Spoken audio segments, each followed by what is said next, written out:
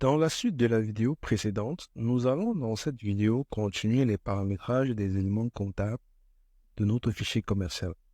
Alors, après avoir configuré le plan comptable, paramétré le plan comptable, ensuite nous avons paramétré les codes journaux. Maintenant, nous allons paramétrer les taux de taxes. Nous allons paramétrer les taux de taxes. Alors, comment paramétrer les taux de taxes et à quoi est-ce qu'ils vont nous servir?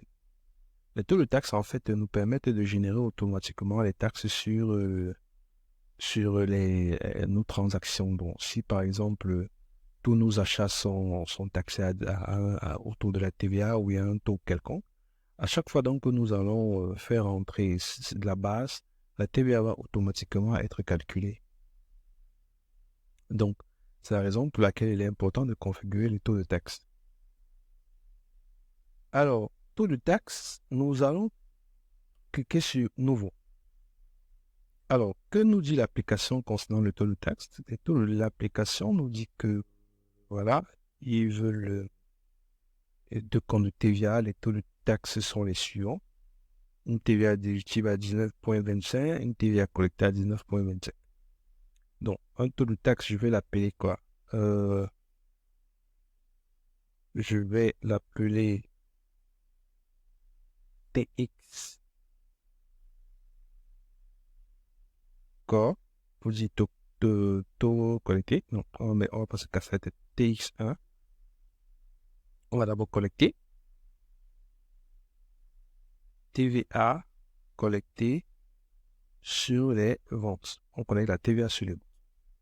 L'exercice nous parle du 44.3 pour la TVA collectée sur les ventes. 44.3. Voilà. TVA facturée. Facturée ou collectée, c'est la même chose. Son taux est de 19,25%. Alors, directement, on passe aux comptes généraux. Donc, quels sont les comptes sur lesquels cette TVA s'applique? Nous aurons lui dit d'affecter. Non, là, nous aurons lui dit d'affecter, puisque cette TVA s'applique sur les ventes, on collecte sur les ventes, nous allons donc lui demander de prendre tout ce qui est 700, 701, 702 aussi. Il va prendre quoi? Il va prendre ceci. 703, 705. Il va nous prendre le grand compte. Hop, hop, hop, hop, même jusque là. Je cherche quelle est la meilleure fourchette. Oui, il va nous prendre tout ceci, tout le grand compte 70. Voilà. Super. Il nous prend tout ce qui est 70 là.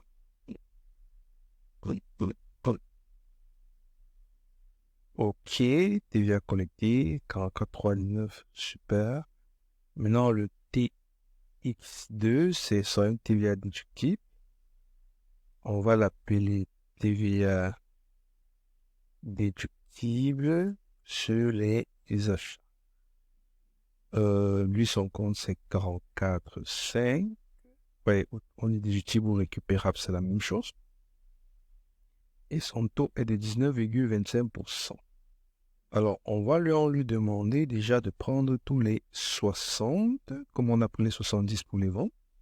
On va lui demander de prendre tout ce qui est 60.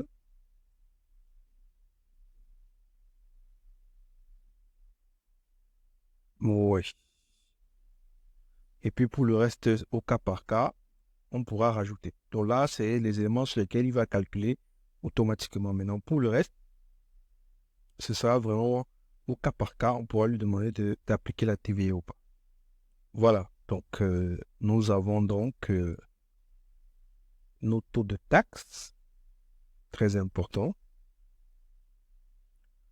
Ensuite, après les taux de taxes, qu'est-ce que nous allons créer? Nous allons créer les banques. Nous avons deux banques. Donc, on va on a SCB, on va aller rapidement, hein, puisque donc SCB,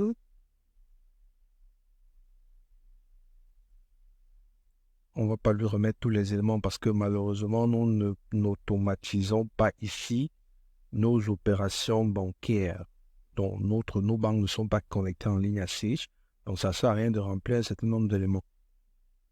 Donc, on va simplement dire que ces banques-là existent et ça nous aidera lors des traitements. Et l'autre élément que nous allons créer, c'est les modèles de règlement. Alors, les modèles de règlement sont créés en fonction des conditions que nous accordent les fournisseurs ou que nous accordons aux clients. Déjà, avant de créer les modèles de règlement, il faut comprendre qu'il faut d'abord créer les modes de règlement. Les modes de règlement, pour les créer, vous venez au menu Fichier, Paramètres Société. Vous venez au menu Tiers. À Tiers, vous voyez ça, vous avez la mode de règlement. Donc, en mode de règlement, nous allons créer les modes qui nous ont été donnés dans notre application. Les modes de règlement utilisés sont la traite, le chèque, les espèces. Je vais donc appeler la traite. Ça ne correspond pas à nos types ici. Chèque qui correspond à chèque. Et les espèces correspondent au type espèce. Voilà. Donc là, on a déjà ici créé les modes de règlement. Donc maintenant, nous pouvons donc aller au modèle de règlement. On revient donc au menu structure, comptabilité, modèle de règlement.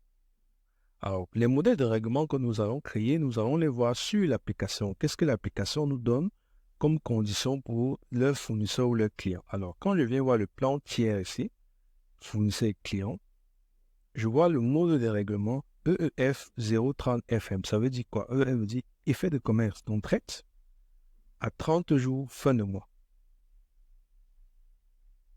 Effet de commerce, traite à 30 jours fin de mois. Fin de mois civil. Ici, nous avons effet de commerce à 60 jours fin de mois, mais paiement le 10. Donc, le paiement le 10 du mois.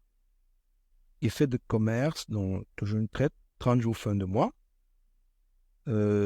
Comptant, chèque, effet de commerce, 60 jours. Bon, ça, c'est les clients, parce que quand je vois compte collectif 411, c'est les clients, 2 clients, 3 clients, 401, c'est les fournisseurs. Donc, on va donc créer les différents modèles de règlement que nous voyons ici. Premier modèle de règlement, c'est effet de commerce, 30 jours fin de mois. Je reviens sur l'application. Nouveau, intitulé, je vais vraiment lui donner ce code-ci. Voilà. J'ajoute. Alors, comment ça se passe? Comment est-ce qu'on configure ceci? Effet de commerce 30 jours fin de mois. Ça veut dire que c'est le montant global de la facture qui sera payé à 30 jours fin de mois. Donc, je viens là. 30 jours, ouais, on parle de 30 jours net, 30 jours fin mois civil, 30 jours fin mois. On revient dans l'application, c'est fin de mois civil. Fin de mois civil. Ici, il n'y a pas de date précise. Traite. Donc, on valide et on crée un nouveau. Voilà le premier là-bas. Donc, j'ai mis nouveau et je peux revenir là. Vous voyez, quand vous voyez la balance comme ça signifie que tout le montant global sera payé comme ceci. Maintenant, il y aurait pu avoir une possibilité, par exemple, de donner un certain pourcentage qui est payé là et le solde qui est payé 30 jours fin de mois. Donc, peut-être une partie comptant et une partie fin de mois. Bon, là, c'est tout le solde qui est payé 30 jours fin de mois. Deuxième modèle de règlement. Je reviens sur mon application. Le premier, c'est la même chose. Voilà. 60 jours fin de mois, paiement le 10. Donc, je reviens dans mon application. Je lui donne le nom. Il fait 60 jours fin de mois. J'ajoute dispositif paiement le 10. Donc, c'est toujours le total qui est à prendre en compte. Je clique sur ajouter. La valeur, c'est la valeur globale. C'est 60 jours fin de mois. Je reviens sur l'application. 60 jours fin de mois. Civil. Maintenant, pour le paiement le 10, je vais simplement écrire 10 là et le mode, c'est la traite. Je mets OK. Donc, j'ai déjà les deux.